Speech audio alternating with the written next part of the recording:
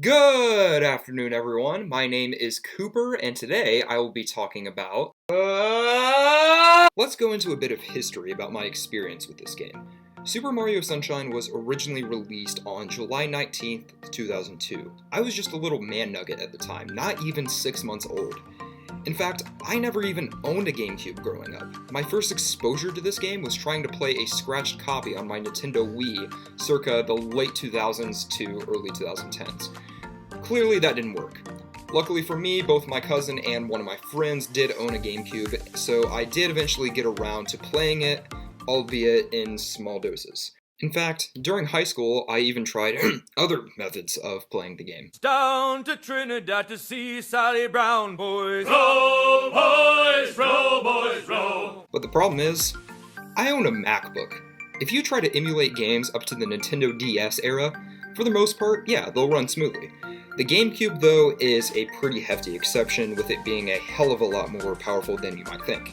Trying to run GameCube games on my 5-plus-year-old MacBook is like trying to download a clip art picture of a hot dog onto your computer in 1995.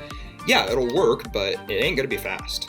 Now, luckily, in October of 2020, my prayers were finally answered.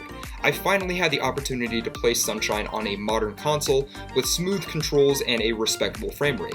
Super Mario 3D All-Stars was finally coming to the Nintendo Switch, packed with 3 outstanding 3D Mario games. Mario 64, which is an absolute stunning classic, but one that has aged quite a bit and isn't my favorite Mario game ever. Mario Galaxy, which is my favorite Mario game ever and made me absolutely overjoyed to play a second time. And Mario Sunshine. At the time, I lost my shit about being able to finally play Sunshine all the way through. I could truly experience it in the way it was meant to be experienced. Sure, it wasn't on its original console, but I felt like my favorite gaming company finally gifted me the opportunity I had been waiting for years. I started playing the game and I was amazed. First of all, voice acting? No Nintendo game before or after Sunshine ever had voice acting of that caliber. Yeah, Luigi's Mansion 3 on the Switch had a good amount of it, on top of its already stellar animation, but no one really said full sentences like they do in Sunshine. Now, some might argue that the dialogue in Sunshine is a little goofy, and I can get behind that. I mean, yeah, I might prefer to hear Bowser's typical growls instead of his overdramatic anime dub-like voice, but damn it, I want to hear Toadsworth's buttery voice again. Second of all, I absolutely adore the environment that this game is set in. This game makes me actually want to visit a place like Isle Delfino. Now, I have visited a place called Dolphin Island, and I'm wearing a hat that says that right now just for the funnies. But I don't think the world will ever see a physical location that's as charming as the actual Isle Delfino. I'm also a big fan of the twist that this game takes. Now, like almost every other Mario game that's ever existed, Princess Peach gets kidnapped. What else is new? But that doesn't happen for a while, and she isn't even kidnapped by Bowser. This game also makes Mario seem like the bad guy, rather than the typical hero for the first time in a mainline Mario game. I'm not counting Donkey Kong Jr., due to a doppelganger he has named Shadow Mario that paints graffiti all over the island. Though to be fair... To be fair, there are worse criminals out there in the Mario franchise. Captain Toad is a war criminal, I'm not going to elaborate on that, and Yoshi constantly commits tax fraud. That's canon, by the way, that's not just a fan-made meme. But Mario isn't exactly innocent after all those animals he's beaten up over the years. The music is also worth bringing up. Beautiful.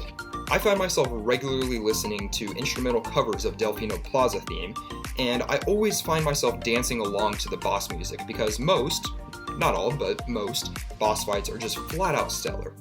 Oh, and did I mention that this game actually fits a specific timeline rather than being an anthology story? The water-based robot that Mario uses in the game, named Flood, is from a company called Gad Science Incorporated. As in Professor E. Gadd, the mad scientist who helps out Luigi in the Luigi's Mansion games. Actually, that's probably the reason why Luigi isn't even in this game. He was off fighting ghosts in the original Luigi's Mansion title, which was released 10 months prior to Mario Sunshine, and Professor Gadd sent FLUDD to Mario while still helping out Luigi in the Luigi's Mansion title. Sunshine is also considered a direct sequel to Super Mario 64, leading the Mario cast on a vacation to Isle Delfino following the events of 64. But despite all of these great qualities, there are many reasons why this game is considered the black sheep of 3D Mario games.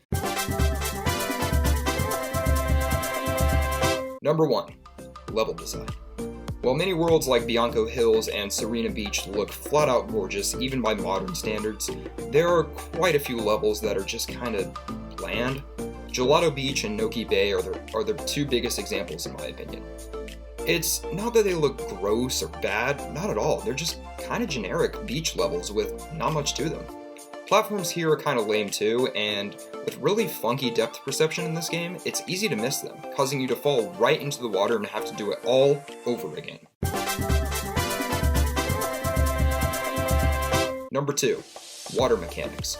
For a game that relies so heavily on water, you'd think that the water mechanics are pretty smooth, right? Well, that's where you're wrong, amigo. Spraying things down with FLUDD often takes way longer than it should. I get that the purpose of this game is to punish Mario for a crime he didn't even commit, but that doesn't mean that the player should feel punished by having to clean up goop in such a tedious manner. Additionally, swimming takes forever. And even though it's less choppy and has better camera controls in the water than Super Mario 64, it just feels so awkward. Not to mention, there are a couple levels where you have to ride a blooper from one point to the other. This is actually fairly smooth compared to other water-based mechanics, especially at the speed that the bloopers go. But here's the thing about that. If you make one wrong turn and accidentally crash into something tiny, too bad, pal, you're dead. This then brings me to my third and final critique about the game.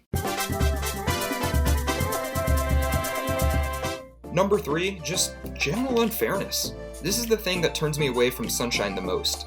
Levels tend to have so much difficulty and so little reward that it just doesn't even feel fun anymore. Compare this to notoriously difficult video games like Celeste, Dark Souls, Shovel Knight, and Spelunky.